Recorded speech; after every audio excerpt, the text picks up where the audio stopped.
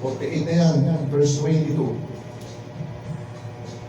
Nakita nyo na Esther yan. Ano sabi? 48, ano sabi? Ngunit ito ay isang Hindi. 48, 44 pa lang yan, 44. Mapapasa ko kay Nanay Esther. Yan! 48, 48, yan.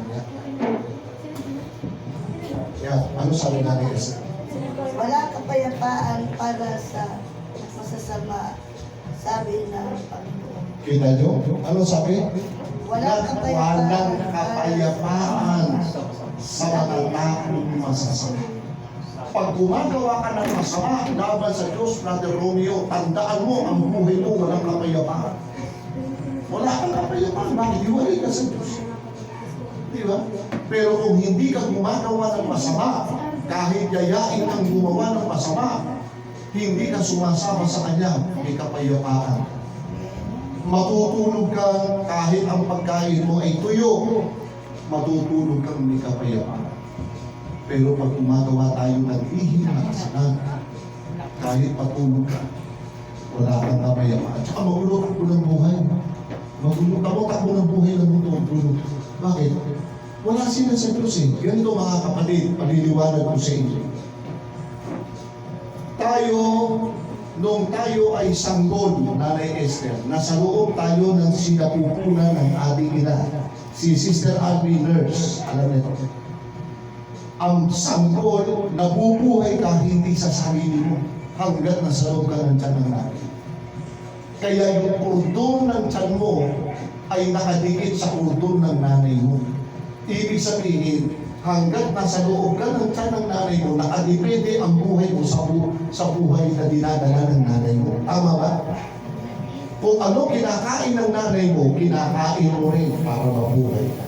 Kung ano iniinom ng nanay mo, nakitikman mo rin para mabuhay ka. Kaya yung puso, yung cord ng nanay mo magkatugtog. See? Ngayon, ito na. Pag ang sanggol ay iniluwal na, ano gagawin ng doktor? Puputulin na yung kurdon mo. Hiwalay ka na sa nanay. Mabubuhay ka na ng independent sa sarili mo, hininga mo na. Kakain ka na sa sarili mo. Mamumuhay ka na sa sarili mo dahil hiwalay ka na sa sinapupunan ng nanay. Ano ang similarity nito? O ano kaugnayan nito sa tao at sa Diyos? Ganito yan. Kapag ang tao nasa piling ng Diyos, ang tawag sa iyo, anak ka ng Diyos. See? 1:12 ng Juan. Basahin mo.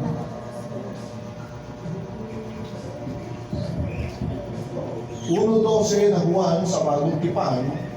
1:12 ng Juan, pag ikaw ay nasa Diyos, ang tawag sa iyo na ay anak ka ng Diyos. Ano sabi? Subalit ang lahat ng tumanggap sa Kanya na sumasampalataya sa Kanyang pangalan ay Kanyang pinagkakalooban sila ng karapatan na maging mga anak ng Diyos. See? Nanay Esther, ano?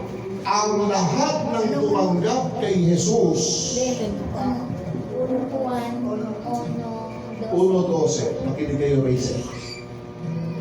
Makinig kayo, may matututunan kayo dito. Brother Yuli, magandang gabi, happy Sabbath sa iyo. Nakita ninyo, 1:12 ng Juan. Ayan, nakita din Nanay Esther. Ano sabi Nanay Esther? Subalit ang lahat ng tumanggap sa Kanya, sa sumasampalataya sa Kanyang pangalan, ang Kanyang pinagkalooban sila ng kapayapaan at karapatan sa maging mga anak ng Diyos. Na yung mga tumanggap kay Kristo, Brother Yuri, binigyan tayo ng karapatan na tayo ay maging mga anak ng Diyos.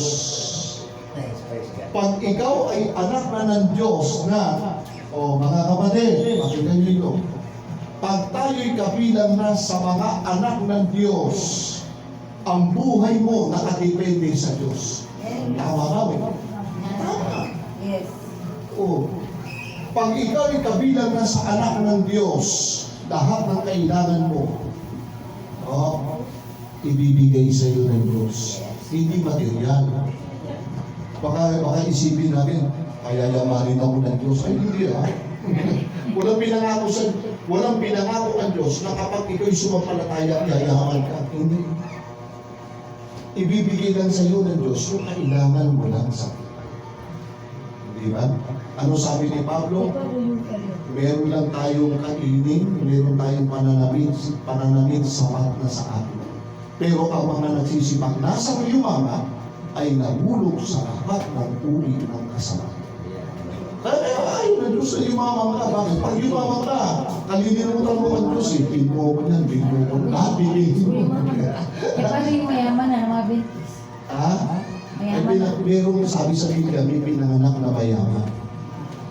Yung yumaman sila sa magandang trabaho. Pero lahat naman tayo. Mamaya ka na magtanong.